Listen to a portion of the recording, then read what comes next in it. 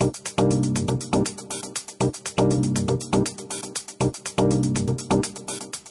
to this edition of Northwest Real Estate Forum. I'm your host, Patricia Wangsness. Our passion is to help you understand the art, science, and timing of real estate by bringing you relevant topics and experts with up-to-date information on those things that are impacting your biggest asset, your home. David, my partner in life and in real estate, is joining me today for another segment on the principles of success when working with a real estate broker: education, navigation, and communication. While these are necessary in every successful professional transaction, the unique pressures of a real estate transaction make them the difference between misery and happiness when all is said and done. Welcome, David. Thanks for having me again. So, the three-part series on educate, navigate, and communicate. We've already covered the education portion. You and I have some pretty strict rules as to what we like to do with clients to talk about the navigate and the communicate, but mostly it's about what the clients want, right? It certainly is. The client needs to be set up and their expectations need to be set right at the beginning, and that means the lines of communication have to be open.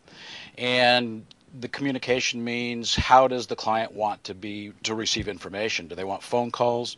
Do they want emails? How often? Do they want to be told about everything all along the way, or just the important issues? Once those things are set up, it's up to us as brokers to make sure that we do it consistently. And even if there's not anything to report and it goes for a few days, you need to check in with the client and find out how they're doing. Yeah, we have... They get through the frenzy of finding a house and they talk to us once, twice, 3 times a day. Then they negotiate the contract, and that's once, twice, 3 times a day. And then after the contract is consummated and they're in contract, it could be 10 days, maybe 12 days before we actually talk to them while their mortgage person is moving and all those other things. And that's part of the navigation process that brokers need to really deal with. The deadlines of the contract have to be clearly spelled out for neighborhood review. They have so many days to do certain things, and those need to be communicated and adhered to, because we don't want the client to inadvertently have one of their contingencies waived without having a good answer for it. Right. And there seems to always be this lull after they've got their mortgage approval and the appraisal and all of that, and then there's probably, there might be 10 or 12 days that there's really nothing to talk to them about, and sometimes we and other brokers are busy, but... Well, I think once we get to that point, we always tell our clients, well, here's where you hurry up and wait.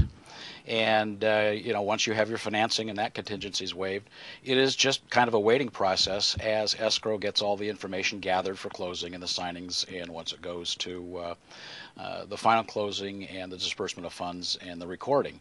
So it can be kind of boring, but there are issues that do come up. We need to look at title and have a deadline to meet for any title issues that need to be cleared, but escrow takes care of that in title. So again, it's the hurry up and wait, but consistent communication during that time is important. Yeah.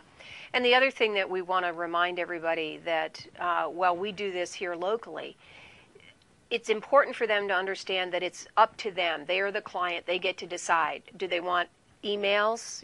Some people are very busy and they get a lot of emails. They don't want emails. They only want phone calls.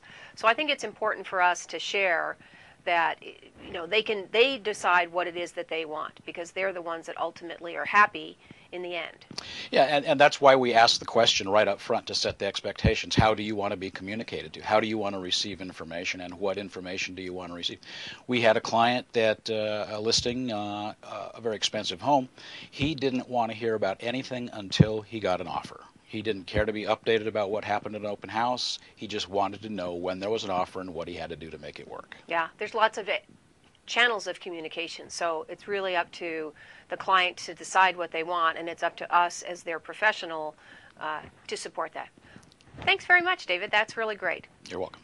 Thanks for watching this edition of Northwest Real Estate Forum. Whether you are buying, selling, or sitting on the sidelines, keep watching for important information on topics that are impacting your biggest asset, your home. To learn more about this and other shows, please visit us at northwestrealestateforum.com.